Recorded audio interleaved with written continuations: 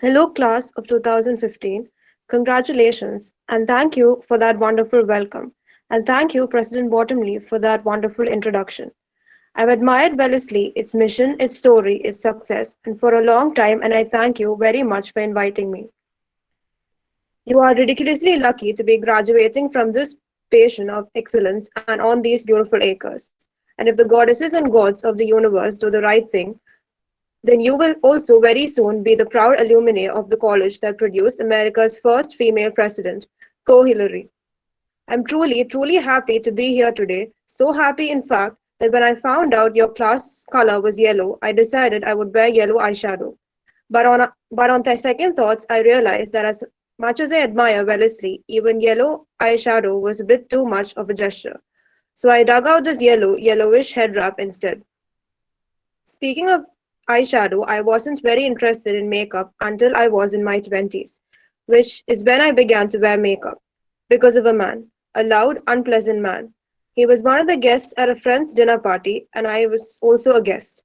I was about 23, but people often told me I looked 12.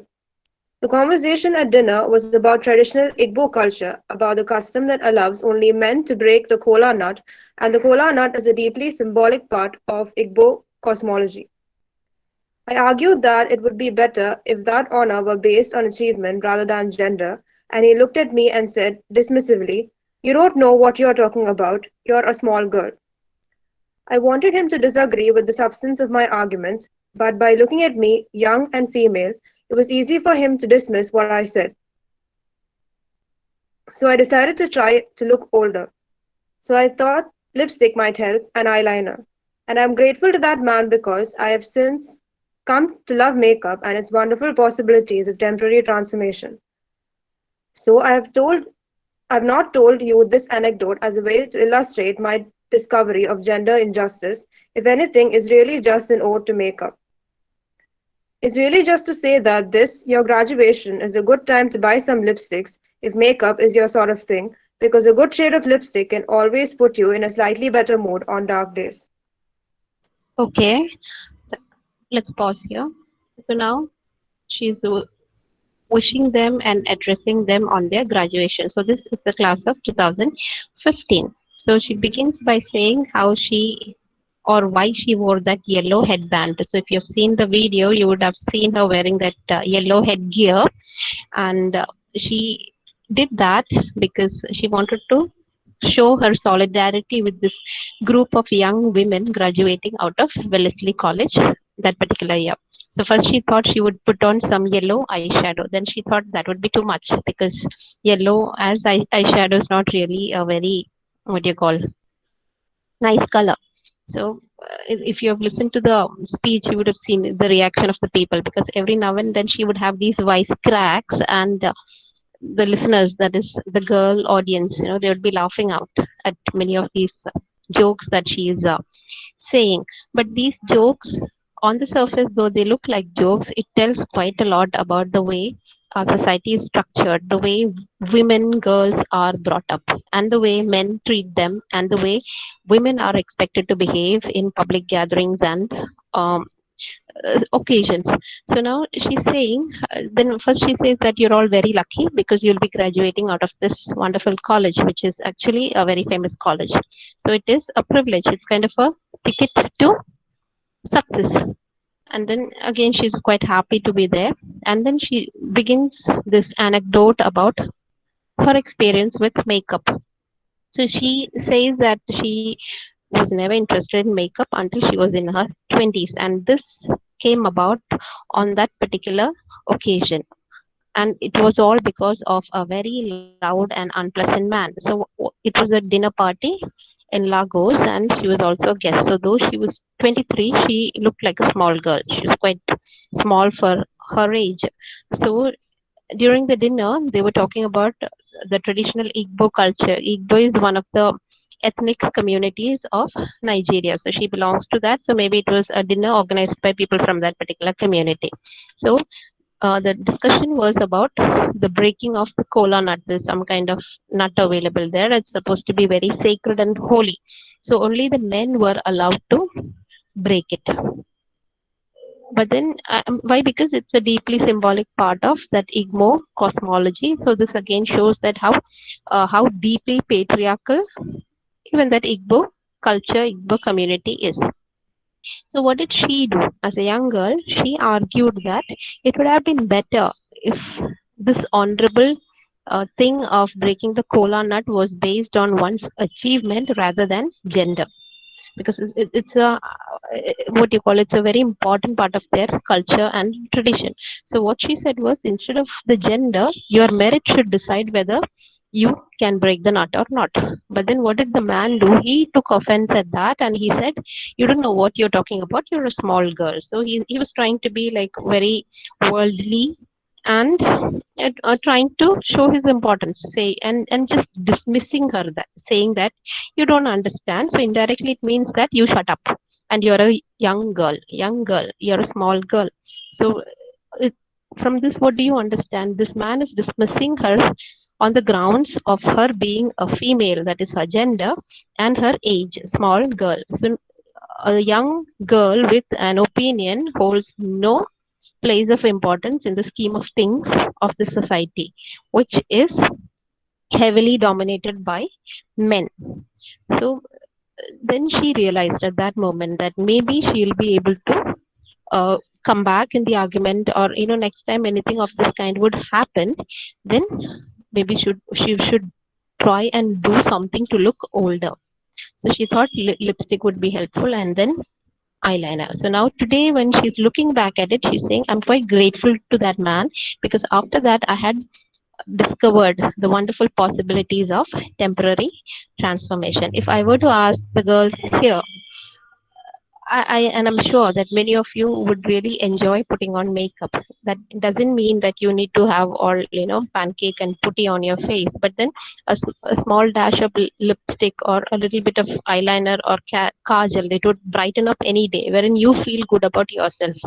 So, what is makeup? Makeup is not like something that you wear to fool others or whatever. It's for your own self. It's for your own self esteem, wherein if you are looking good and if you're well dressed, you feel good about it. Yes or no? You become very confident, and it is a proven thing. Psychology and studies tell you that the days you're dressed well, on the days that you're wearing something really nice and you're all decked up, you feel very good about yourself, and that goodness translates into confidence and the ability to perform better. So that is the idea, the psychology behind this support towards makeup. So now she's telling this to the girls. So your graduation is a good time to buy some lipstick. So now they're going to go out into the world. So this is like, putting on the armor. You're going to put on the armor to go fight out the battle that is outside in the world. And then again she's saying, you do it only if it is your sort of thing, because not everybody is keen on makeup. So there are different things that means different things to different people.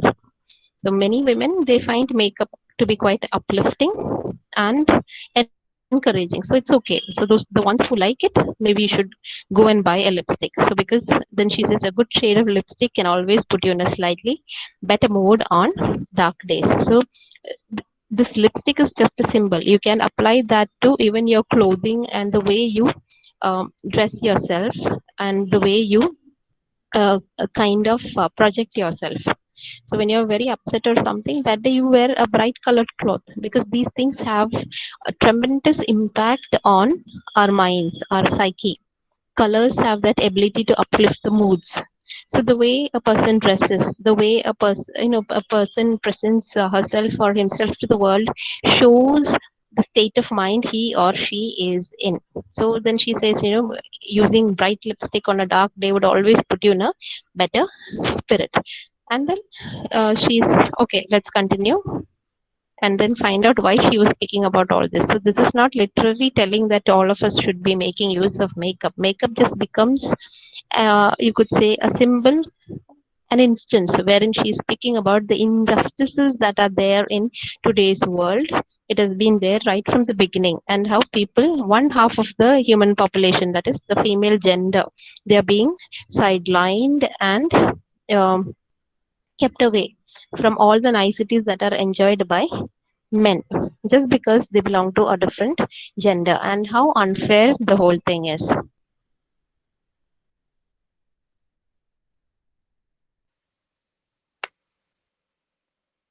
Is not about my discovering gender injustice, because, of course, I had discovered it years before then, from childhood, from watching the world. I already knew that the world does not extend to women, the many small courtesies that it extends to men. I also knew that victimhood is not a virtue, that being discriminated against does not make you somehow morally better. And I knew that men were not inherently bad or evil, they were merely privileged, and I knew that privilege blinds because it is the nature of privilege to blind. I knew from this personal experience, from the class privilege I had of growing up in an educated family, that it sometimes blinded me, that I was not always as alert to the nuances of people who were different from me. And you, because you now have your beautiful Wellesley degree, have become privileged no matter what your background. That degree and the experience of being here is a privilege. Don't let it blind you too often. Sometimes you will need to push it aside in order to see clearly. I bring greetings to you from my mother. She is a big admirer of Wellesley and she wishes she could be here. She called me yesterday to ask how the speech writing was going and to tell me to remember to use a lot of lotion on my legs today so they would not look ashy. My mother is 73 and she retired as the first female registrar of the University of Nigeria, which was quite a big deal at that time. My mother likes to tell a story of the first university meeting she chaired. It was in a large conference room, and at the head of the table was a sign that said Chairman. My mother was about to get seated there when a clerk came over and made to remove the sign. All the past meetings had of course been chaired by men, and somebody had forgotten to replace the chairman with the new sign that said chairperson. The clerk apologized and told her he would find the new sign since she was not a chairman. My mother said no. Actually, she said she was a chairman. She wanted the sign left exactly where it was. The meeting was about to begin. She didn't want anybody to think that what she was doing in that meeting at that time on that day was in any way different from what a chairman would have done. I always liked the story and admired what I thought of as my mother's fiercely feminist choice. I once told the story to a friend, a card carrying feminist, and expected her to say bravo to my mother, but she was troubled by it. Why would your mother want to be called a chairman, and though she needed the man part to validate her? My friend asked. In some ways, I saw my friend's point, because if there was a standard handbook published annually by the Secret Society of Certified Feminists, then that handbook would certainly say that a woman should not be called nor want to be called a chairman. But gender is always about Okay, let's politics. pause here. Let's pause here. Okay.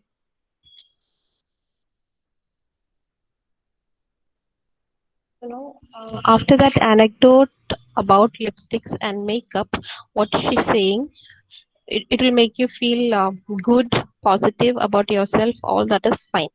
And then she's saying, I'm not talking about discovering gender injustice from that particular moment onwards. She's saying all her life she has experienced this, and years before itself she had discovered that from childhood. That is the way the world treats women. And she already knew that the world does not extend to women, the many small courtesies that it extends to men. So it's a good place, a nice world for the men to live in, not for the women. But at the same time, she's saying victimhood is not a virtue. So girls should not be sitting back and crying, oh, poor me, that the world is treating us like this.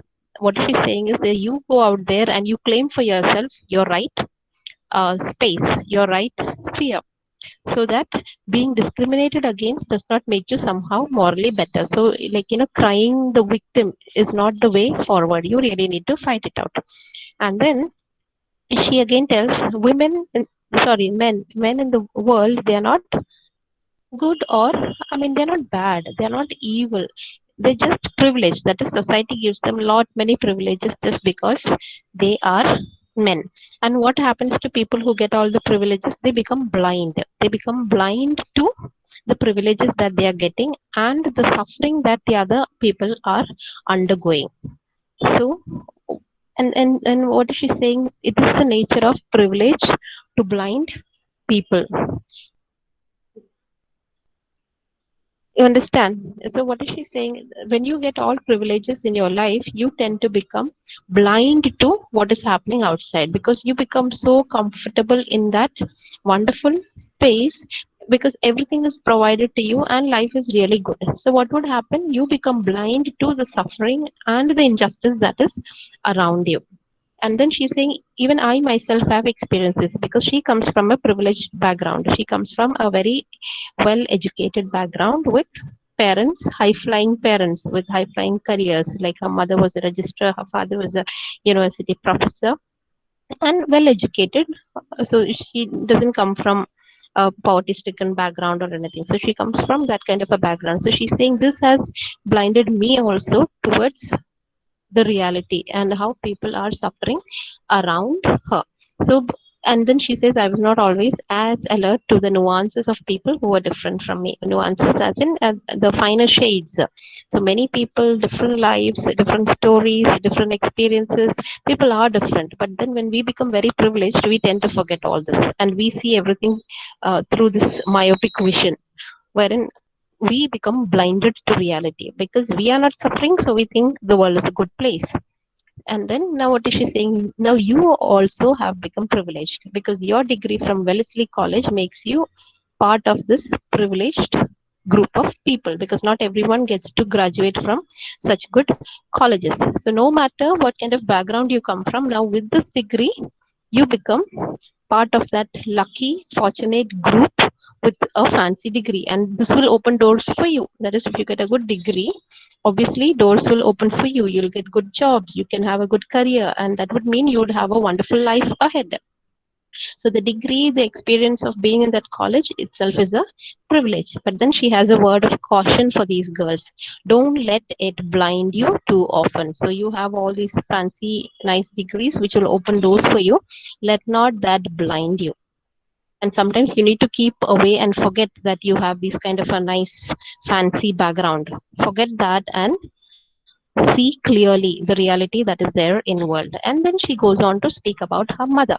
So different anecdotes and different examples that she is giving is kind of a lesson in itself. So the next one is, she's speaking about her mother, and she's this grand old lady of 73. So she retired as the first female registrar.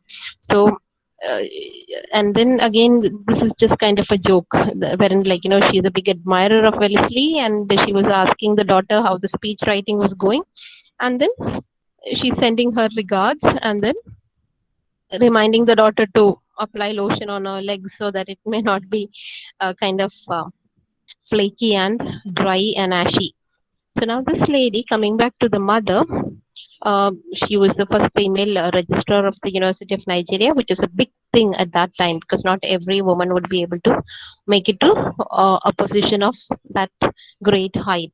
So what happened? She always used to tell her about the story of her first meeting that she chaired in the university. So it was a big conference room, and she was going to chair it. So we know when we have conference and all, there are these nameplates that are kept in front of the, I mean, main speakers, the name signs. So there was this where she was sitting, the name sign, the signboard, it said chairman, because all these years the position had been occupied by different men, and it was for the first time in the history of the university. Now a woman was going to occupy the chair. So they hadn't prepared for that, and they had forgotten all about it. So the clerk apologized and he said that I'll remove this and would find the new sign because she was not a chairman. But then what did the lady say, the mother? She said, no, just leave it there. And why did she do that? Because she believed and she wanted the people to know that just because she is a woman, she won't be doing anything any way different from what a chairman would have done. She would be doing the same thing, she would be carrying out the same work efficiently that any other man had done before her. So in a way, she was not any different from the previous chairmen.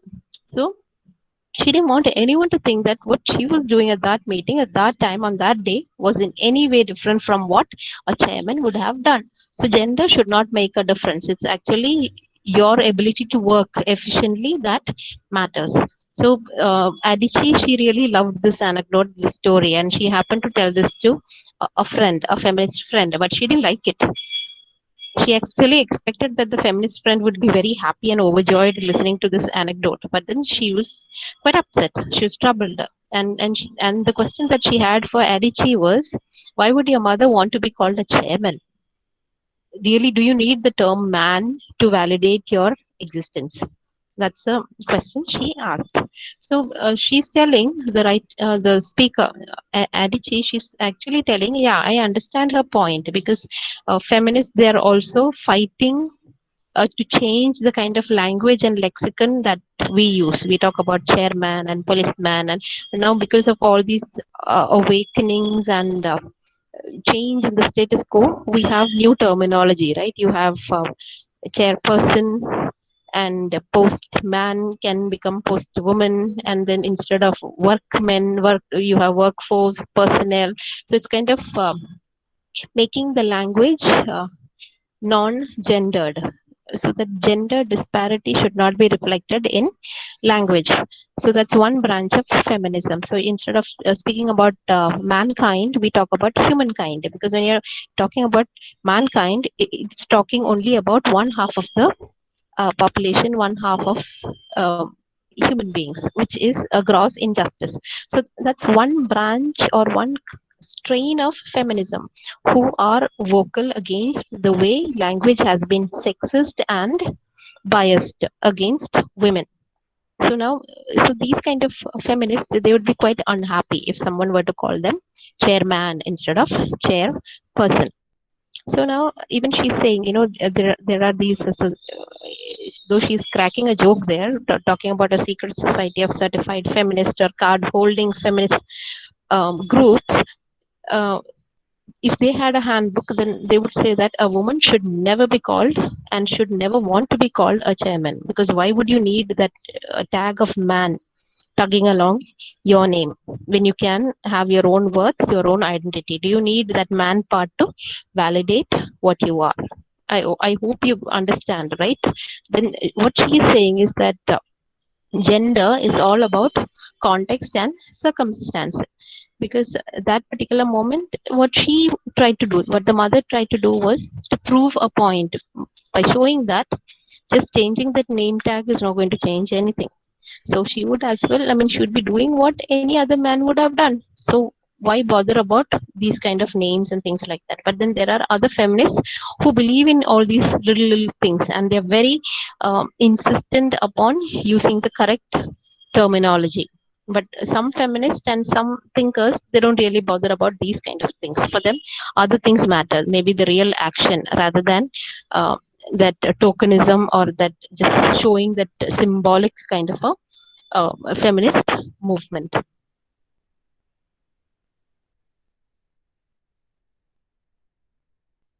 If there is a lesson in this anecdote, apart from just telling you a story about my mother to make her happy that I spoke about her at Wellesley, then it is this: your standardized ideologies will not always fit your life, because life is messy.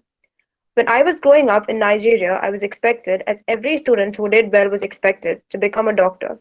Deep down, I knew that what I really wanted to do was to write stories. But I did what I was supposed to do, and I went into medical school. I told myself that I would tough it out and become a psychiatrist, and that way I could use my patient stories for my fiction. But after 1 year of medical school, I fled. I realized I would be a very unhappy doctor, and I really didn't want to be responsible for the inadvertent death of my patients. Leaving medical school was a very unusual decision, especially in Nigeria, where it is very difficult to get into medical school. Later, people told me that it had been very courageous of me, but I did not feel courageous at all. What I felt then was not courage, but a desire to make an effort, to try. I could either stay and study something that was not right for me, or I could try and do something different. I decided to try. I took the American exams and got a scholarship to come to the US, where I could study something else that was not related to medicine. Now, it might not have worked out. I might not have been given an American scholarship. My writing might not have ended up being successful, but the point is that I tried. We cannot always bend the world into the shapes we want, but we can try.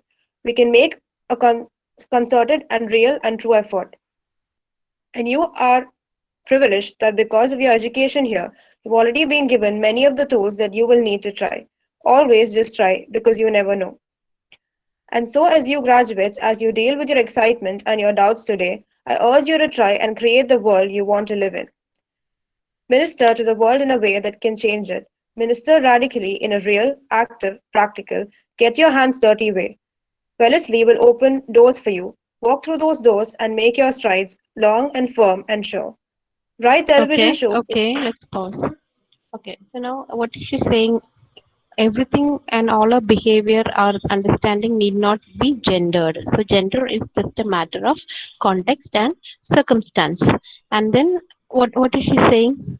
She's saying I spoke about this particular incident because it would make my mother happy, and also it would tell you about not to generalize about everything and not to play the victim card, because that will not get you anywhere.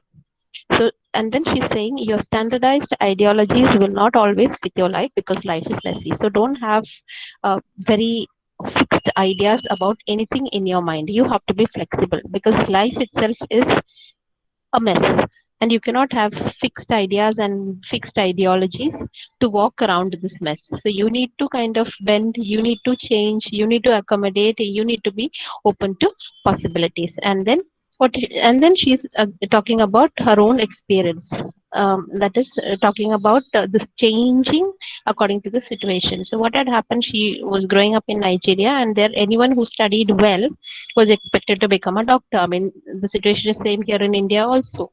That is, if you're very good with studies or whatever, what is the definition of success? That you either become an engineer or you become a doctor. Then you're tagged as someone who's successful, right? So she was expected to be a doctor, but then she knew in her heart that she wanted to write stories. But then she went along with the flow and the expectations, and she went and joined the medical school. And what did she think? That she thought that somehow I'll survive the medical school and become a psychiatrist. And when you're a psychiatrist, you'll get to meet so many people, interesting stories. So that could become the basis for her fiction. That is, she could take ideas from their lives and write stories. So that's a very innocent way of looking at things. Then what happened after 1 year? She found that this was too horrible for her to withstand. What? The medical school. So she ran for her dear life. So she fled from the medical school, and she realized that she would be very unhappy. And if you become a very unhappy doctor, what would happen?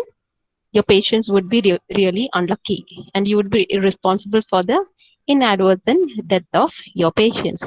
So then this was a very unusual decision for her. Why? Because in Nigeria it's so very difficult to get into medical school, and she had got that, and she chucked that all and she ran away from there. So it's not very easy.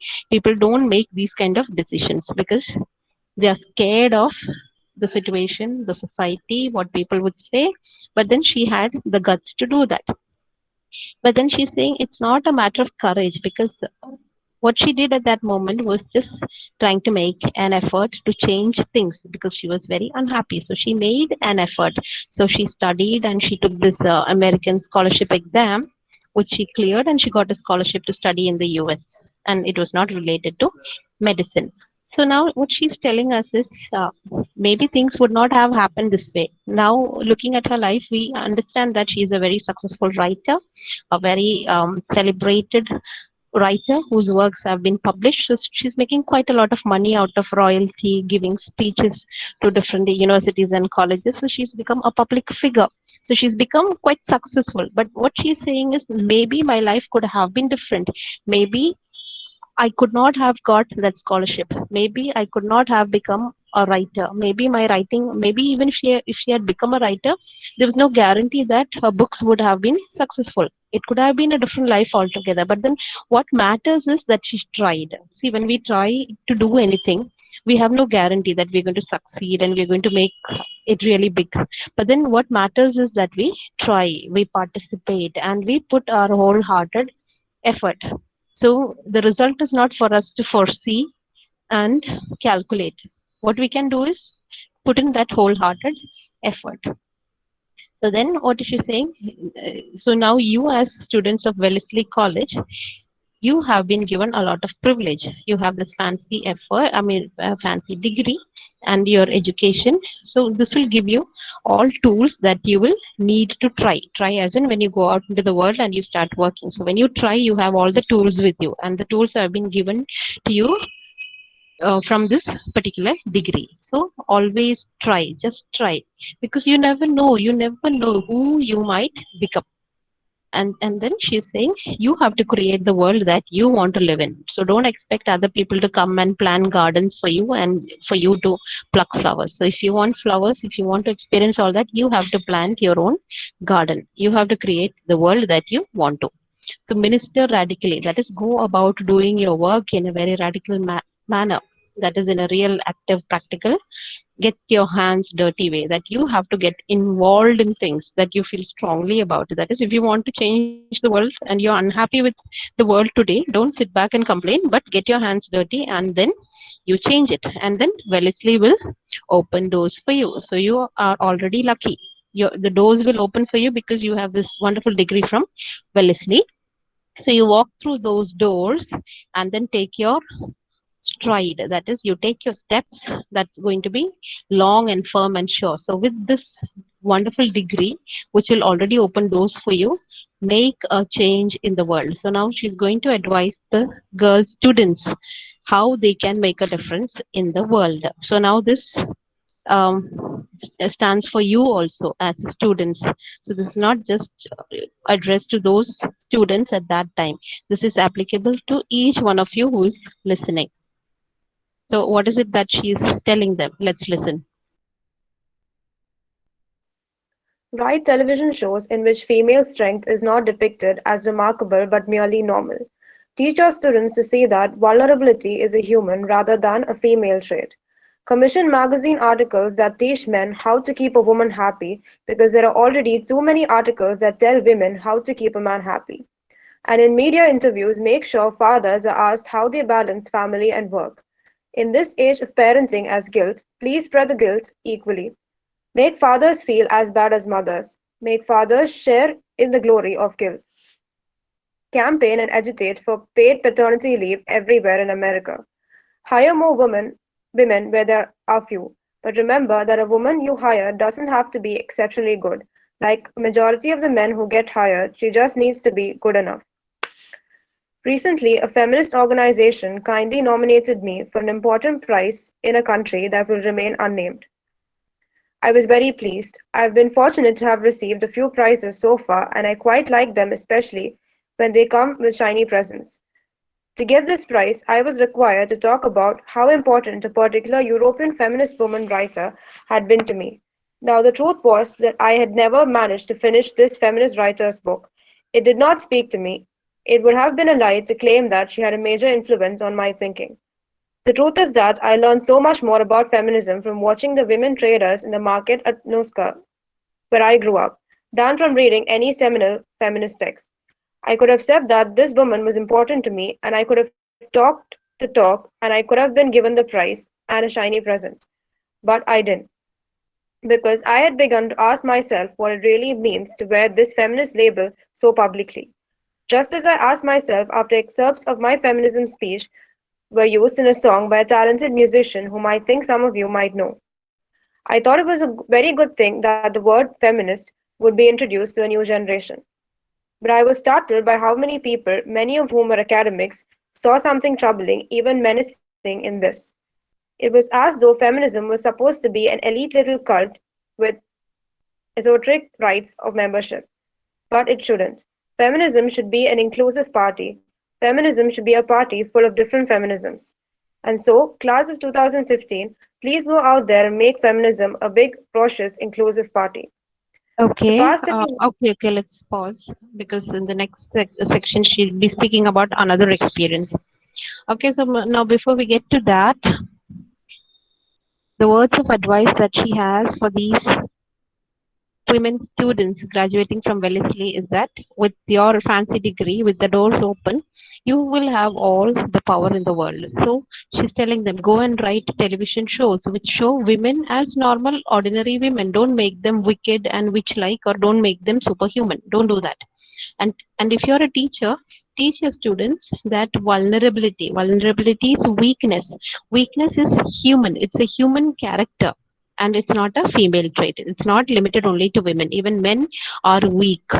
even when men can be weak. So don't have all these VP willows only as females. And then if you're into publishing, you commission magazine articles that teach you how to make women happy, because already in the market, when you look around, you have so many magazines and articles that tell women how to keep the man happy.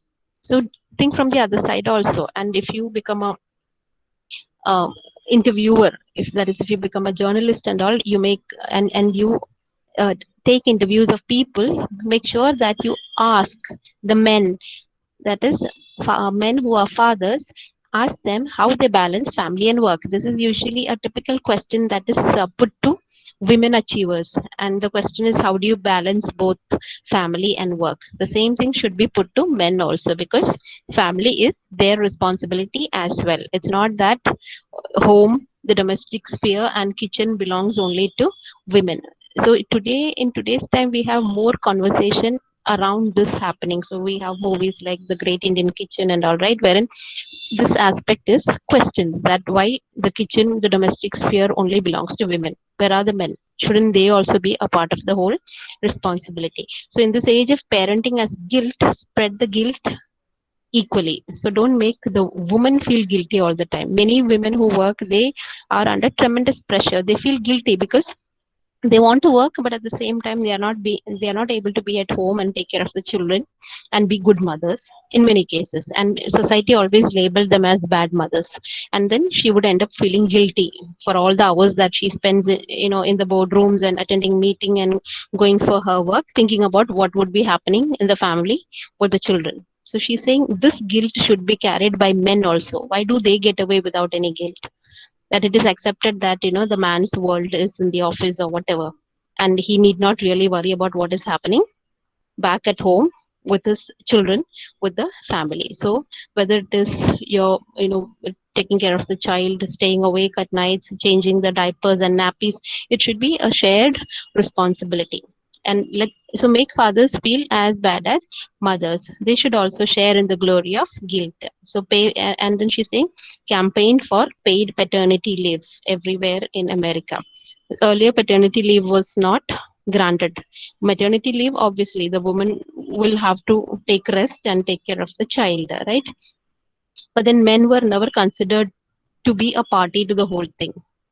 So they were like visiting guests who would go see their children, and then newborn baby, visit the mother and then get back to work. They were never considered to be a part of this world of a new mother and a baby. But now things are changing. Even in India, we have around 10 to 15 days given by government as paternity leave. So that shows, that is an acknowledgement of the fact that men are also responsible towards the upbringing of children. They are also responsible towards the domestic sphere. So let there be paid paternity leave everywhere. And then she's saying, hire more women where there are less number of women. But then when you hire a woman, make sure that you don't have to worry about those women to be exceptionally good. So you just need to make sure that these women who get hired, they should be good enough, like most of the men who get hired. Most of the men, they get hired just based on their gender. They may be more, in many cases, useless, not even good enough. Just because of their gender, they get in. But so when you look for women, usually society would look for women who are really hardworking. She has to work double and triple to prove to prove her worth and merit. So that should not be the case. Why should she work harder to prove herself? So she just need to work just as much as any other man would do. And then she's speaking about this particular incident wherein she was nominated for a prize by a feminist organization, and she was going to get um, get some shiny present, and she has always enjoyed getting all these prizes and perks. So she was asked to talk about a particular European feminist woman and how she had influenced Adichie's thinking. But then the fact was, she had never even finished that feminist writer's book. Why? Because she did not find anything speaking to her. Because what that feminist believed in did not really gel with or connect with Adichie. So if she had gone on to speak on behalf of that particular feminist European writer, then she would have lied, which she did not want to. So she's saying, I did not learn any kind of feminism from that particular lady's manual or works. So she's saying, I learned more about feminism by watching the women traders in the market in Nuska, where she grew up, a city in Nigeria. So rather than reading feminist text and seminal works and those kind of things, she's learned more about feminism from her own life and surroundings. Just read, okay, three more paragraphs. All right. So then she's saying, I could have said that the lady was important, but then I didn't do that. So she declined it, because if she did that, then she would have been lying. She didn't want to. And then she's saying, during those times, her lines, that is from her work, were taken up by some talented musician. I'm not sure who. And then he wrote a song about, I mean, using those words. So no copyright or whatever assigned. But then she's saying it's a good thing, because he or she was a very talented musician. So obviously that music would be listened to as well as admired by many young people of this generation. So they would have got to know this word feminist. So he had taken up certain ideas that Adichie had written about in the song without maybe giving credit to her. But then she's saying it's nice, because a new generation would be introduced to feminism. And then she was saying many people, even academics, they find this terminology quite menacing, as in evil and disturbing. People are not really open about this whole idea of being a feminist. It's as if feminism is supposed to be some fancy club into which not everyone had access, and very few people could afford to be a part of that elite exotic club. But that is not actually feminism. So she's saying, you girls go out there and create feminism. What is feminism? It should be an inclusive party, include everyone, men and women included, all class, race, all kinds of nationalities. Everyone should be included in this big party. So it should be a party full of different feminist things. There will be different kinds of people. For instance, when she's speaking about her mother and the friend, right? The friend believed in using the correct word, but the mother didn't bother about that. So you have two strains of feminism there. So include everything, provided you're working towards the betterment of society and the betterment of women. So feminism should be a big ruckus, a big inclusive party, as in it should be a very open, merry party wherein everyone should be welcome. It's only then you can make a difference in the world. So we'll look at the next part in the next class tomorrow.